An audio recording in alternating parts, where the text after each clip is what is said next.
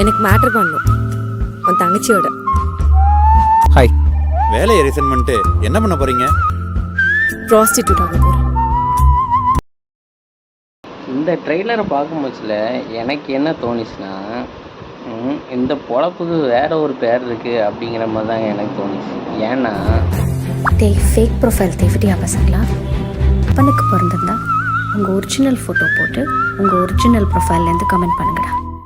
இப்போ இதுக்கு முன்னாடி சிம்பு ஒரு பாட்டு எழுதியிருப்பாப்புல.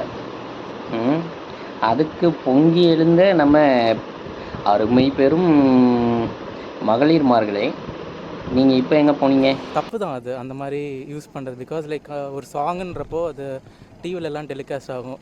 ஸோ அது வந்து ஒரு ஏஜ் குரூப் பசங்களும் பார்ப்பாங்க. ஒரு சின்ன ஸ்கூல் ஸ்டூடெண்ட்லேருந்து ஒரு 60 இருக்கிறவங்க வரைக்கும் பார்ப்பாங்க.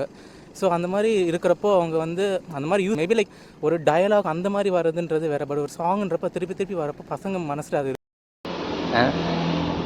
அதாவது அது ஒரு மனுஷன் பண்ணால் தப்பு, ஒரு கம்பெனிக்காரனோ இல்லை ஏதோ ஒரு பெரிய ஆள் பண்ணால் அது தப்பு கிடையாது. கேவலமாக பச்சையாகவே கொச்சையாக பேசுகிற அளவுக்கு பண்ணுறாங்க.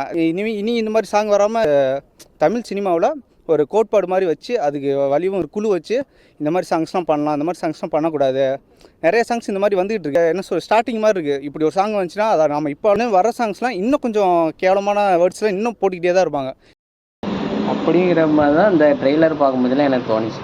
ஏன்னா பிகைன் வுட்ஸுங்கிறது அவ்வளோ பெரிய கம்பெனி, ஆனால் அவன் பார்த்த வேலை தான் அதான் அது வேறு ஒரு பேருன்னு சொல்லி சொன்னேன்ல, அந்த மாதிரி ஒரு பேர்.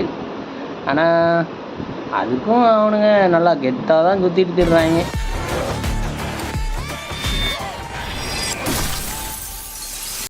நம்ம சுதந்திரத்தில் தலையிடுறோம் அப்படின்னு சொல்லி நினைக்கிறாங்க ப்ரோ. அது என்னவாகவும் இருந்துட்டு போகுது. அதை அவங்க மிஸ்யூஸ் பண்ண தான் செய்வாங்க. அதை பற்றி நீ உங்கள் கமெண்ட் என்னங்கிறத கமெண்ட் பாக்ஸில் சொல்லுங்கள்.